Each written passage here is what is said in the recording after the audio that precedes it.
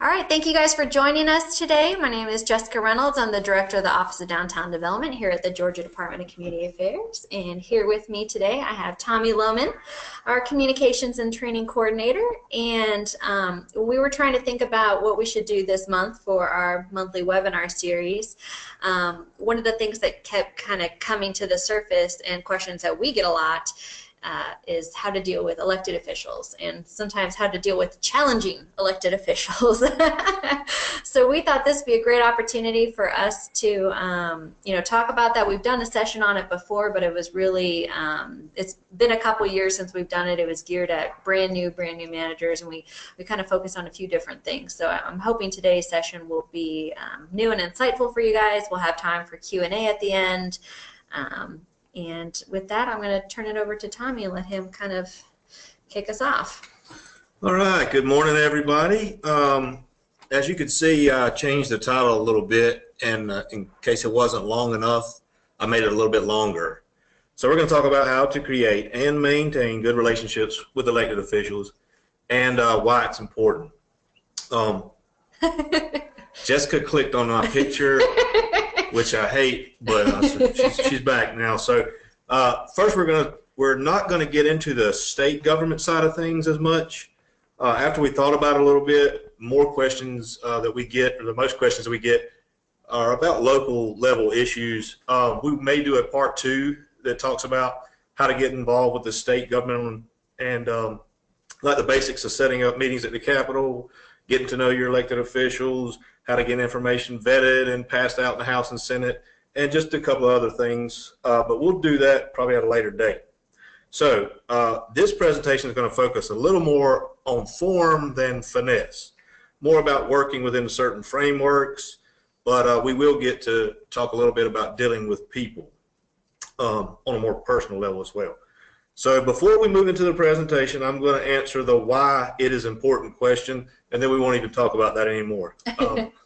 So if you want to make any kind of significant impact or positive change in your community, it will be accomplished through the help and approval of the elected body in that community. Consequently, if you do not maintain a good relationship with them, it will most likely fail, and you will probably be looking for another place of employment. So you need to work with your elected officials, and that is why. Now, on to this lovely photo. That's me. I'm the Communication and Training Coordinator, and there's my address and email contact. So if you have any questions or something we didn't cover, just shoot us an email, call us. We'll try to get to it. If you like today's presentation, you can email me. If you don't like it, please make sure you reach out to Tommy directly. Yeah. I'll take all negative comments. All right, so topics we're going to discuss today. First and foremost, know your form of government, understanding your chain of command, clearly defining your roles and goals between you and the elected official, leveraging relationships, the meeting before the meeting, how to create a buffer for elected officials, and we will get to, at the end, one of the most often topics we talk about is dealing with the difficult leaders.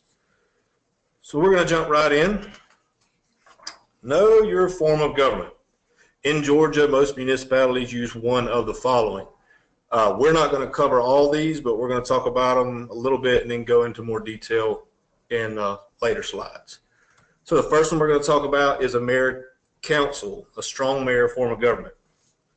Under this form of government, the city council is primarily a policy-making role, while the mayor will provide an executive role.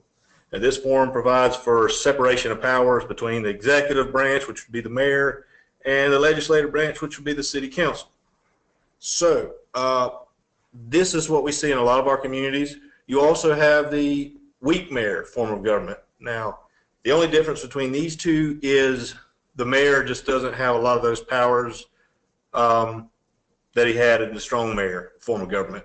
Also, the benefit to this, though, is that no one person has so much control or influence. If you were to get somebody who was not well educated or somebody who wasn't a good fit for the community, they can't do as much damage because they are governed by an entire body. Now, this is probably one of the most popular. It is a council manager form of government. This is where the city council and the mayor provide a policy-making role, and what they will do is go out and hire a professional manager, more of a business-like approach. They'll bring in somebody with background in government, finance, and they will let them handle the day-to-day operations of the city. We do have a couple other forms where we have commissions or sole commissioners, but we're not going to get into much of that today. If you have specific questions on that, you can email us, or if there's something we don't cover, some form of government or some way you're structured that you got a specific question about, you can ask us at the end or email us later. So we're going to talk about understanding the chain of command.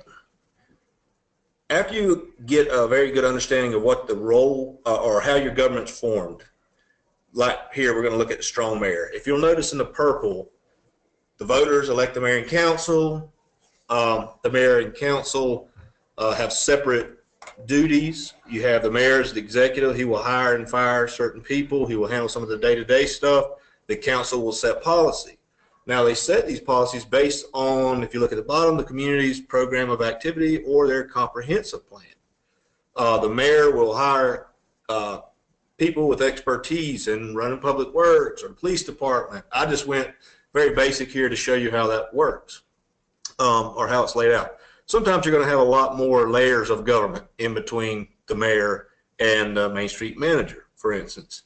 You may have the Main Street program may be housed under community development or city planning or a number of different things. So this just shows you how it all forms. Now, what you'll see in the light green area is that the Main Street board is connected to the Main Street manager and the mayor through an MOU. Now, the Main Street board, along with the Main Street manager, is going to get together and they're going to put together their program of activity, or what we would call our annual work plan. And this should coincide with the community's comp plan. So it's like a subset of the comp plan that focuses primarily on downtown development activities. As you can see, it flows back up through our planning department and everything just keeps going. Now, what I want you to pay attention to is the orange little bar there. The Main Street manager, if they are very effective, if they're good at their job, what they are is a conduit of information. They listen to the directives of the mayor and council, okay, and then they will take those directives back to the Main Street board. They will listen to the advice of the Main Street board as they put their plan together, as they survey businesses, as they gather information and create this plan. And then what they will do is they will transfer that information back into to build consensus between the Main Street board, the mayor and council. So you just got to make sure that you are a good conduit of information and that you are helping navigate some of the complexities of local politics and some of that thing, some of those things. What I want to say too is having, we ask as part of the annual assessment for you guys to have an organizational chart. And, that comes into play here. And that's why, if you see a little asterisk at the bottom here, these are why we ask for some of these things. We require org charts, not just for you to say that, hey, I answer to so-and-so, but it is for you to understand how things flow in the community. One of the things we're going to get into, I'm going to go to the next, which is the most popular probably, is the city manager. It looks very similar. The mayor and council actually are the legislative end, and the city manager then is the executive. They take that role. Everything else pretty much remains the same. So under this form of government, the city council provides primary policy-making role, and an appointed city manager provides the executive role. It combines strong political leadership of the elected mayor and council with a strong managerial experience of the local government manager. So you get the best of both worlds there. Now, if you look, you could also have some subsets of this. You could have, if your Main Street program is housed under the Development Authority, the structure is going to look a little bit different, but you would be connected by board appointments to the city. So if your structure different, that's fine. Like I said, if you've got specific emails on your structure or questions about your structure, just ask. But the biggest thing, the reason why we went through all of this is not, number one, understand your organization chart. This way, It helps you understand the chain of command within the city. This gives you a framework from where you can work. You work within this framework. Now, the thing is, don't try and fight the structure. You'll waste a lot of time and energy. The odds are you will be gone before any change happens. And you got to know how all this works and understand that MOU so that you can clearly communicate that to your mayor and council. So it's going to be big on education, but you can't work effectively with people if you don't understand how the chain of command works and how it all flows. Now, once you understand how your government is organized, what kind of charter you're formed under, how you're set up, what you're going to want to do then is make sure you work really hard to educate yourself and your elected officials on the roles and goals of each entity. So, who does what? Here's just a very clear cut, and this is short. We could go into this for days, but I'm just going to give you some bullet points here. The elected officials represent citizens from a specific ward or district. They adopt policies and procedures of governance, and they do this to achieve the desired results of the comp plan, service delivery strategies, and the wishes of the citizens overall. So this is the role of the elected official. They're supposed to also just make sure that they are overseers of the taxpayer dollars. They are supposed to make sure they're spent in accordance, to the way the citizens want to be spent, and the city attorney is there to make sure that's done within state law. So that's their role. And depending on the form of government, they may be appointed to oversee your program or different things like that. So it's very important to know that. Now, the role of the staff is to facilitate directives of the council. So if the council comes up with their work plan, their comp plan, the staff is supposed to help carry out that plan. We're supposed to be experts in our respective fields. And in the case of Main Street managers, we want to be experts in the field of downtown development and the Main Street program.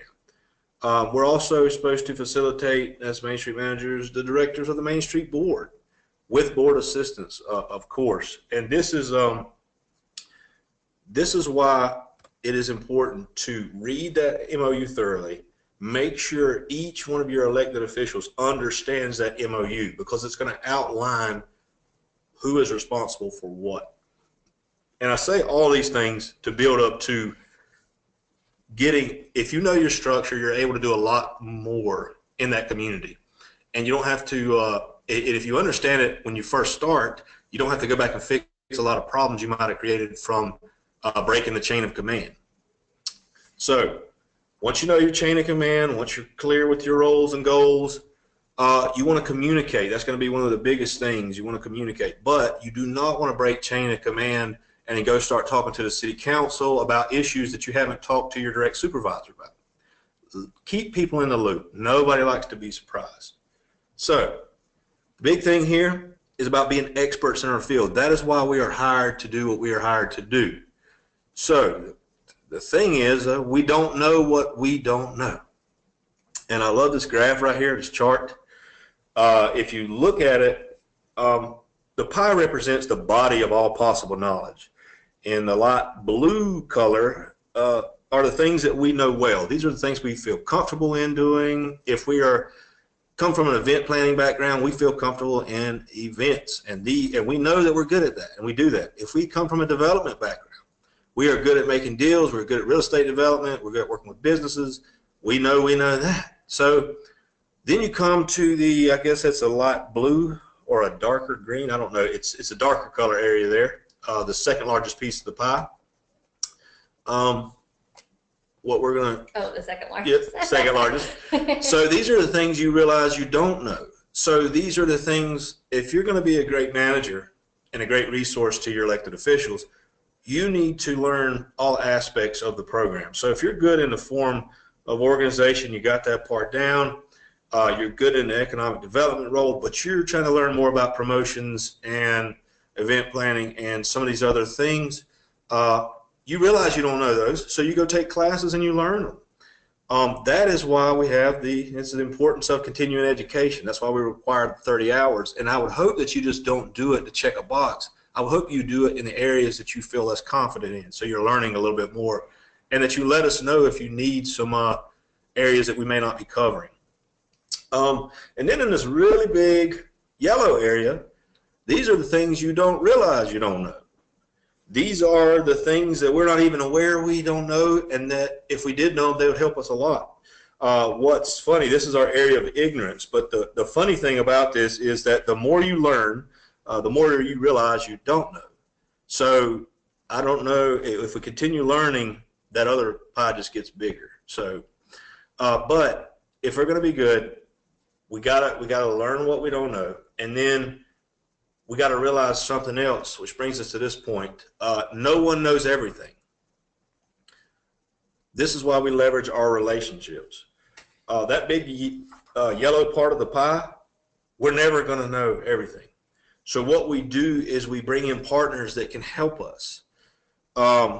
We do this through setting up informative meetings for the council members, bringing in an expert on a topic that they're looking for. The good thing about our network is that we can connect you with an expert in almost every field of streetscape process or regional commission work that they're doing, historic preservation, anything you have an issue with in town.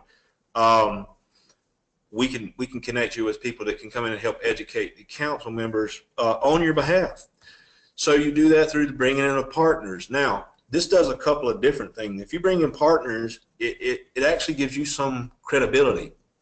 It says that, okay, well, maybe he doesn't or she doesn't know the answer, but they know how to get the answer and who to get it from. So this is going to help you a little bit. Another thing that's funny is that the old saying goes that a prophet is not received in its own country. So just because you know something doesn't mean you should be the one that's always presenting it. Sometimes the council will hear you at every council meeting. They'll hear what you're doing, and they get used to hearing that. It's good and refreshing to bring in somebody that's an expert on something that kind of brings validity to what you've been saying all along. And we used to have an old saying that says, you're not an expert unless you live at least 50 miles away from the area. So you bring in somebody from the outside, they say the exact same thing you've been saying the whole time, and now the council's like, oh, that makes sense. So there's value to bringing in partners. Align with other organizations in the community. So you're working on business development. Bring in the chamber chair or president or director. Bring them in and let them speak on your behalf about some things that you guys are working on together. It just shows some collaboration and lets them know you're working. Another thing that's important, if you're going to be working with your elected officials and you're going to be valuable to them, you need to know who your elected officials go to for advice. In the community, if you get out and about, you hear, you talk, you see people at restaurants, you come across them, and usually in the morning there's a coffee shop somewhere that everybody gathers, whether it be McDonald's or some local coffee shop downtown, where everybody's going to get here, they're going to gather. You see a lot of your elected officials there. Find out who they're talking to, who they value the opinion of, and find out why. It may help for you to know that in the future when you're trying to get something done. The other thing is, the reason for doing all these things right here is because it builds your credibility and lets you operate at the speed of trust. And Jessica and I were talking about this before. The speed of trust is very valuable. I read this. It's a book I read. I can't even remember who the author is right now, but it's an amazing book. It was Stephen Covey, actually. So I think you can find it. But it's an amazing book, and it talked about if you want to get something done and you're working with people you trust the information they tell you is relevant and it's correct, you're going to just move on that information. You don't have to go back it up. You don't have to go research it. You don't have to get somebody else to validate it to make sure you know it's true. If you trust an individual, you will move on the information they give you. That is built over time. So if you're a new manager, bringing in people is going to help build your credibility. And as the council begins to trust you, they're going to question you less and less and less. And then you become an asset, and they start going to you for answers to things. Or they'll go, well, let's ask Tommy. He knows what he's doing. Or let's ask Jessica. She knows what she's doing in this area. Or they know how to get the answer. But that speed of trust will really help your program move forward a lot faster than always having to explain yourself or always having to bring, you know, materials to support what you're saying or what your claims are, although those things are important. And the same thing goes with your board members, and that's why it's so important not just to have a board that just comes up and shows up at meetings and has quorum, but actually getting to know your board members individually, one-on-one, because you know, for programs that have trouble getting them to buy in, it's a lot harder to tell Tommy no if I'm invested in Tommy, if I'm friends with Tommy, if I want to make sure that he's succeeding, than if I just have one of those peripheral relationships with Tommy. It's a lot easier to tell him no if we, you know, don't have that buy-in. And so that's, you know, that's just as important on the board level as it is the elected official level. Oh yeah, and that goes back to that flow of information. And another thing that does is it's going to help you with that section 1 of your assessment, and that is having that broad-based community support. So when you're working with these other organizations, you're accomplishing a lot of different things. I will tell you, when I first started, I came from the business sector, and so my elected officials did not know me that well, and I did not know anything about government. And so I learned most things the hard way. I can tell you a lot of what not to do through experience. So, but what I did do was I was very good at reaching out to people who did know what was going on. I was honest. I said, look, I don't know, but I can find out. I went to a lot of training, and I made a lot of connections through networking. So I brought in DCA, brought in Georgia Power to help me facilitate a lot of meetings, and they would lead the discussion with expertise that backed things from the Main Street program. When we were working on a project, historic preservation sensitive. It was a Civil War prison camp we were working on one time. We brought in GDEC, and they sent their staff down to educate the officials on what was going on a national level with the Civil War. And so it just helped bring validity to the project. Another thing was I found out what the council members were interested in. And so I knew they wanted to learn more about economic development. So I reached out to our partners at EMC. Georgia Power will help you. But I reached out to EMC on this particular case, and they helped me with the CDOT program, which is Community Economic Development Orientation Program. And so what that is if you're in a rural community, they will fly 10 of you up to Atlanta, show you how the economic development process flows through the state, and helps your city become more, effective and competitive in that realm. So that was throughout. I didn't have a lot of knowledge in those areas, so I brought in people who did have knowledge in those areas. Also, the Regional Commission, EMC, Georgia Power, all those are great at helping with statistical data that can just back up why you're asking council members to vote a certain way on an issue or different things like that. So it's great to bring in the partners. It's great to use knowledge that someone else has that you don't have to sit there and take the time to learn, because nobody knows everything and nobody's ever going to know everything. So after we brought in our partners, we built some credibility, now it's time to start meeting with our officials. So, and this is done, again, of course, if you've cleared this through the chain of command. Just let your direct supervisor know, hey, we got an issue coming up. I want to go talk to the council members about it. I know it's important to them. And, just keep that line of communication open. Do everything above board. Don't try to do anything underhanded, morally unethical, or anything like that. Just your job is to communicate with your elected officials. So just let your supervisor know what you're doing, so he's not blindsided and he knows what you're going to talk about. So the other thing, what you want to first do is make sure you meet with elected officials to understand what information they need for a project and why it is necessary. If you're getting ready to do something, your Main Street board has laid out this great plan, they want to build a pocket park, you have the funds to acquire the property, or it's going to be donated to you, meet with your elected officials, ask them, what do you think about this? Do you see any potential pitfalls? Is there something you can tell me or help me? Is there a better piece of property somewhere? Just ask, communicate, talk with one another. But then if they say, okay, well, we want to know what this is going to cost in the long run as far as maintenance goes for the city, do your homework. Go get the information, make sure you get it to them, and make sure the information is accurate, and make sure you get it to them and they have it well enough in advance. You don't want to show up with information right before the meeting and say, oh, here you go. Here is your report, what you were looking for. They don't have time to read it. They are not going to be able to vote on it. And sometimes that's good. It shows when they're asking for information, it shows they're engaged. So it's a good thing. Don't take it as a bad thing, because sometimes when they ask us questions, we want to go, wait a minute, are they against us on this issue? No, they're just trying to be able to justify a lot of times to voters why they are voting a certain way. Make sure you alert them on any surprises or surprise guests that may be coming, because in the community we always have those people who just, they're a community of people who gather, who don't like anything, they don't want to do anything, they don't want to not do anything, it doesn't matter what you do, they're unhappy.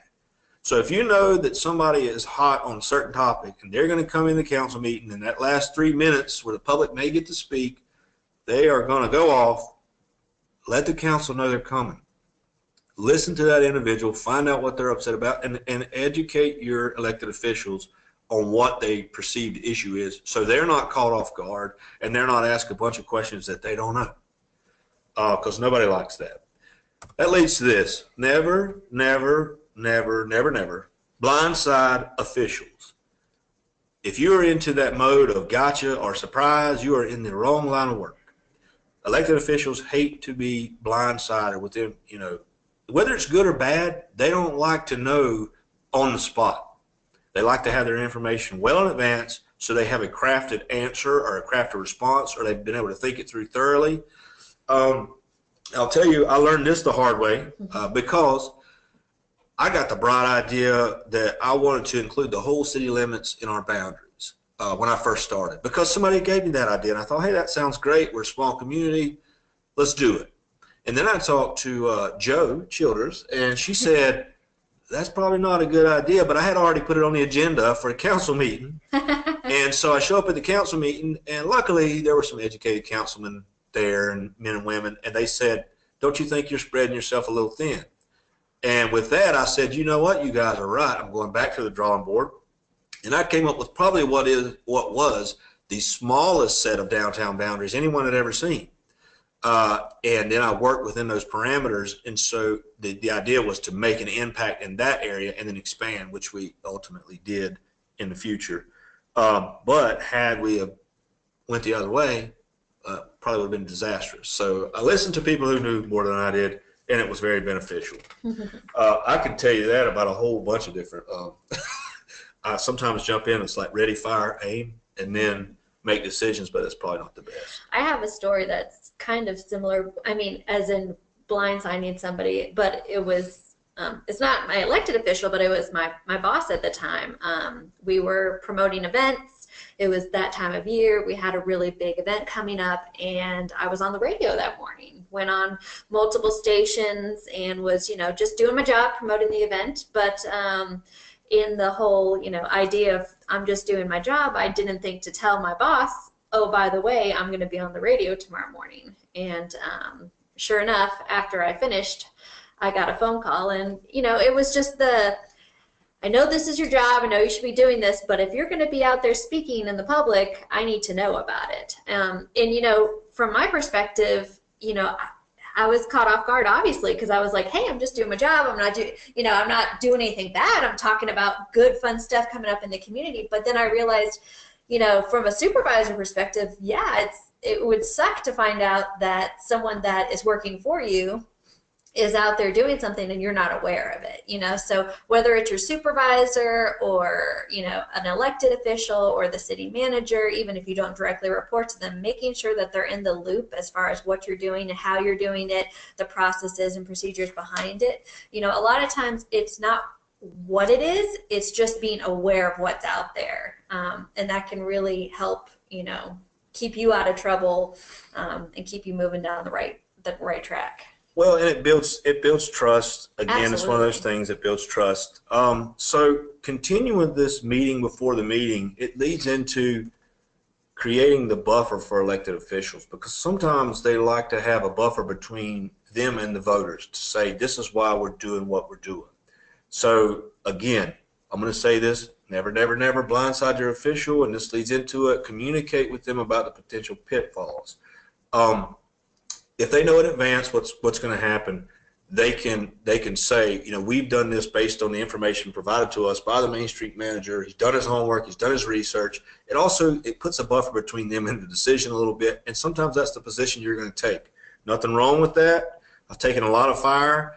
I have been told before that they were going to say no to something. I knew in advance they were going to say no to it. So in the meeting, I didn't react any certain way. I said, thank you. I'll go back to the drawing board. We'll look at this a different way.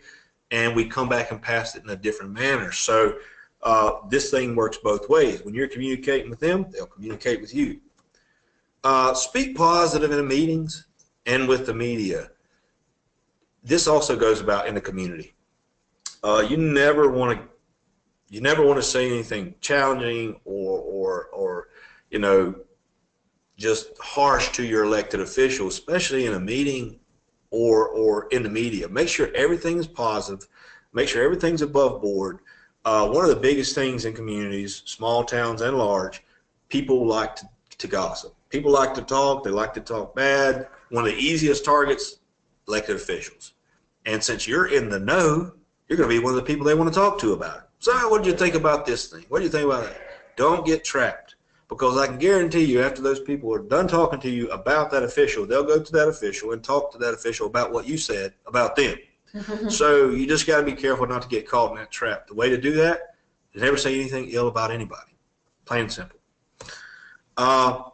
Invite them to photo ops. They like to get recognized for what they do, because good elected officials are going to be campaigning constantly.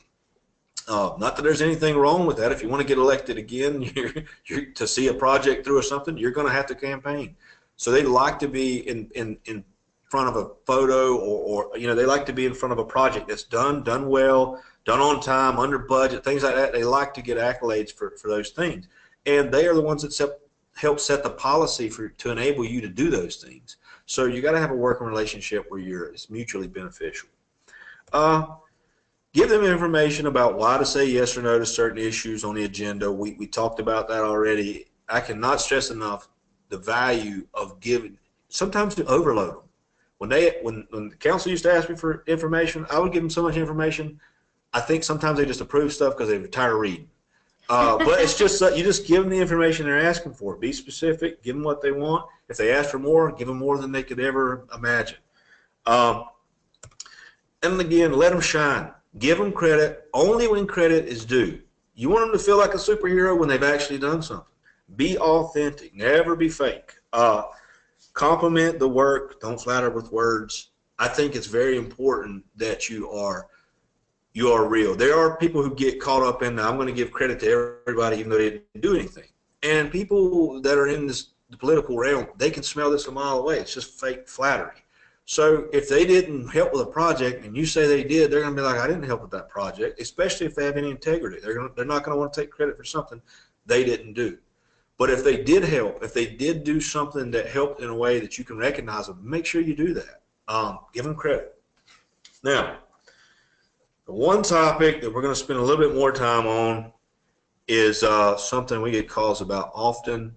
I've dealt with them. I know Jessica has, and I'm sure most of you all have. If you're a new manager, just give it time.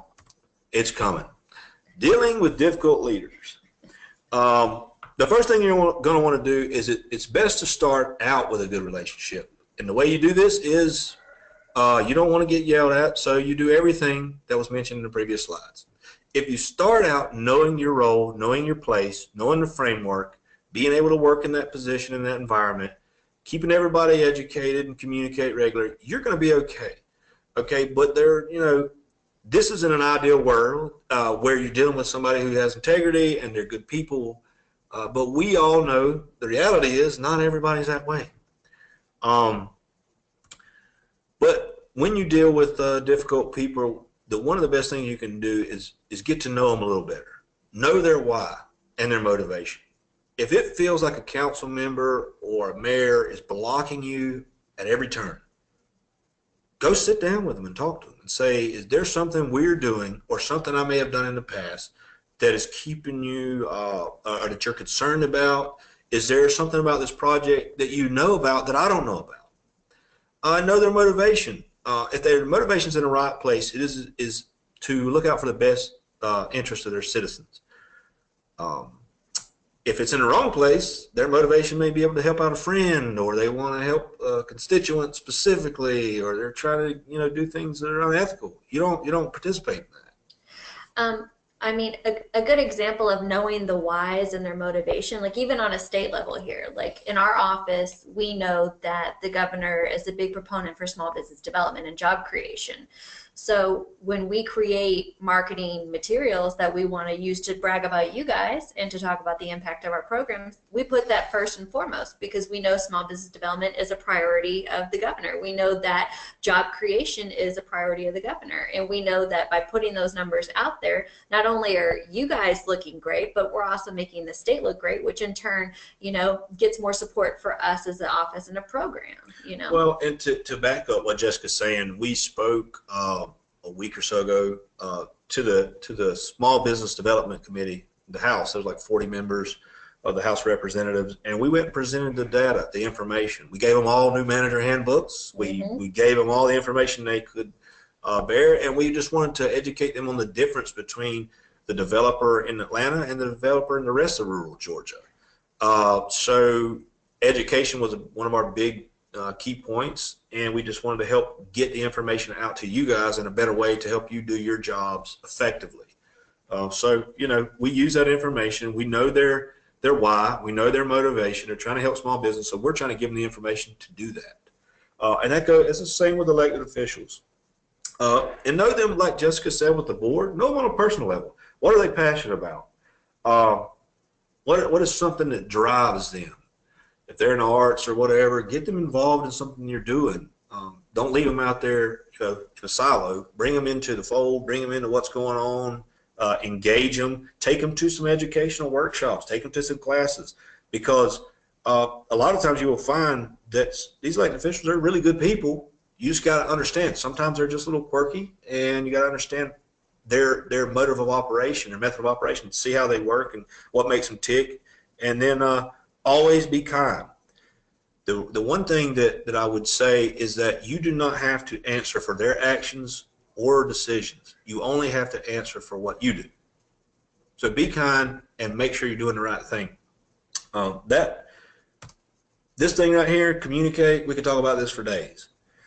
Effective communication is the rise and fall of almost every nation, great or small. It is.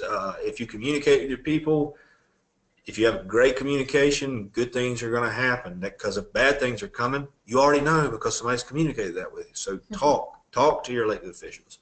Don't run with it. Be honest, be open, be positive.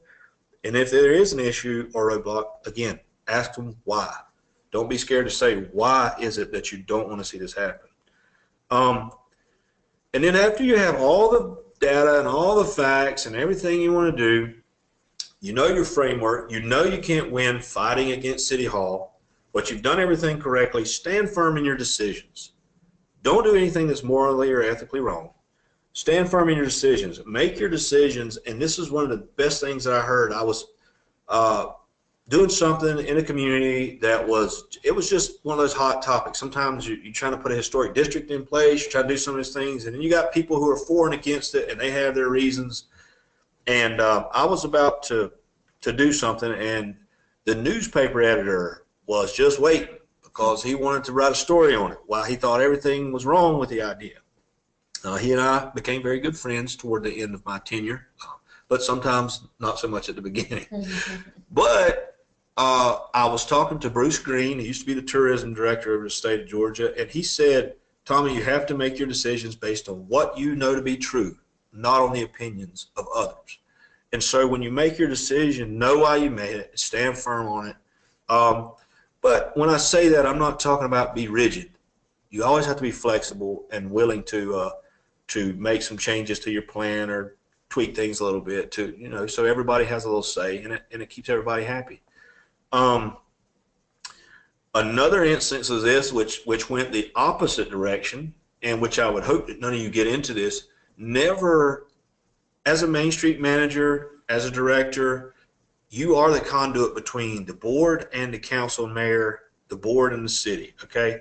Never, ever let it become a situation where they are pitted against each other. I almost made this a mistake because of one time we were building a stage. I had a donor cut a check for the entire amount of the stage, so I thought, wow, the city will be grateful, they're not going to care, and we had a location picked out, we had plans drawn up, this is where we were going to put it. Well, after some thorough investigation and they voted down the location, I got to the bottom of it. They said it blocked the view of the Methodist church that was a block away on another street. So to me, I didn't think that was a big deal, but to the Methodist church, it was a huge deal. So I listened. The board was adamant they wanted it in this place. The city council was adamant it wasn't going to happen. So we were at a standstill. So what I did was I brought them all together in the park. We talked about our reasons why, pros and cons, and the end of the story is we went with the location suggested by a council member that was another alternative, another option. It was better than either of the ones that we were looking at. So it come out, when we all got out there and communicated, where it ended up was way better than what I had originally planned, way better than what the board wanted or the city council wanted. So it came up, one guy he just said, hey, wouldn't it work here? And I said, you know what, it would. And so that's that communication thing again. We stood firm. We wanted a stage in the park. We got what we wanted. We just had it in a little bit of a different location, and it actually worked out a lot better. So that's just, take direction sometimes, be willing to bend, be willing to listen more than anything, and take the high road. Never let your character be brought lower than the person you are talking about. Mm-hmm. If you're bad-mouthing somebody because you think they're a horrible individual, that has just brought you a little lower than them. Because if they're that horrible, why would you even waste your time talking about them? You have a job to do as a Main Street manager. We have jobs to do here. And when we get stuck in the middle of conversation that's not productive, all we're doing is taking our eyes off the prize. We are putting our focus in areas that don't need to be. And that goes back to don't be talking about your elected officials. No, don't say anything bad or negative about your supervisors or your coworkers. If you got an issue with somebody, go to them directly, talk to them about it. I mean, this is basic stuff. We hear it, but so many times it's so easy to get drawn into a conversation that you don't really want to be a part of, but somehow you found yourself there. Okay, this one I love. One thing that will stop critics or somebody from coming against you on everything is success. If you are doing great things in the community, other people are going to be talking good about you. They're going to stand up for you. They'll come in to a council meeting sometimes and say, I just wanted to let y'all know we are excited about what the Main Street program has done, about the new rejuvenated spirit in town. We're excited about all the new businesses that are open. You'll have people talking good about you. So if you're continuously successful in what you're doing and you have a standard of work that you just refuse to compromise on, people will take notice. Success will stop your critics 9 times out of 10. Sometimes people are still going to talk bad about you and fight you, but that's just part of life. So now these are ways to start out with good relationships. But what if I already messed up? Like I told you before, I learned things from doing it the wrong way first most of the time, and then I stopped doing that after about a year or two. But I did that on the advice of someone who said, hey, you're young, you don't know what you're doing, this is great, go in there and try everything. And I did, and I learned that that's probably not the best way to do things. So then I started looking to experts, going to classes, going to training, getting educated on what's going on in the world of downtown development. But if you've already messed up, and a lot of times this is unintentional, like Jessica said, if you've unintentionally blindsided somebody, upset them or offended them, the first thing you can do is go talk to them about it. Be honest and open, own your mistake. Say, okay, I did not realize what I was doing there. It will never happen again. And this is another one. I think me and Jessica talk sometimes. One of the funniest things, she laughs about this, I say, you can't talk your way out of something you behaved yourself into. So if you made an action or a mistake and you got yourself into something, you can't talk your way out of it. Action is going to get you out of it. Apologize, Let them know you were wrong, and then move forward. Don't do it again. If you call them off guard, let them know it wasn't intentional. Work hard to keep them in the loop. Do a few more things to make sure you keep them in the loop next time. Let them know. If you think about, and we talked about this before, about the speed of trust. If you think about this as a trust account, if you will, when you take a withdrawal, whether it's intentional or by accident, it takes a long time to build the deposit back up. But you do that through continuous little small efforts. You do that through letting them know that you realize what you did was wrong and that you're trying to restore the relationship. So if you're out there and you already realized that you didn't learn your form of government, or you stepped outside your chain of command, or you did some things that your counsel wasn't happy about, go fix it, mend that relationship. It will make your job a lot more enjoyable. It'll make your life a lot easier if you don't have constant conflict with your elected officials. So with that, that is the end of the presentation. And I guess if anybody has any questions, we can start taking those now. And don't mention anyone's specific name, addresses, or anything like that. So. All right. Let's see if we've got anything. Get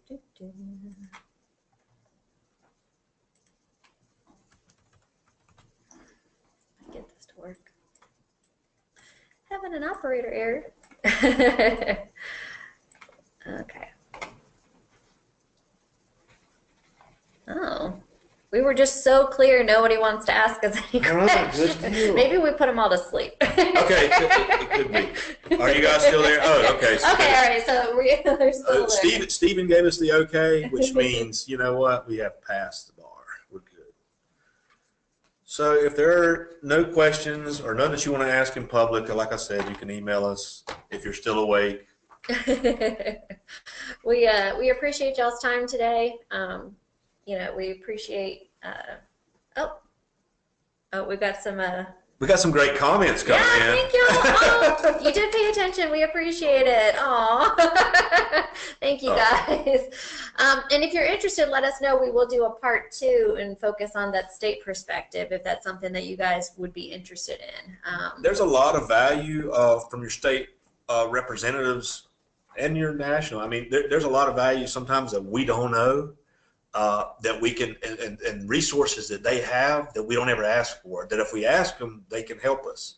I will give you a for instance, but don't repeat this. For instance, you want the tourism team to come to your community and they tell you there's a waiting list. A lot of times if your state rep calls them and says, hey, can you come to this community? It's funny, you'll get bumped up on that list. But there's just a lot of things your state people can do to help you and help your city council. So thanks for all the wonderful comments. If there's any negative, you guys can send that too, but just like I said, don't send it to Jessica. She is my direct supervisor. So send that to me. All right, thank you guys, and we'll see you soon.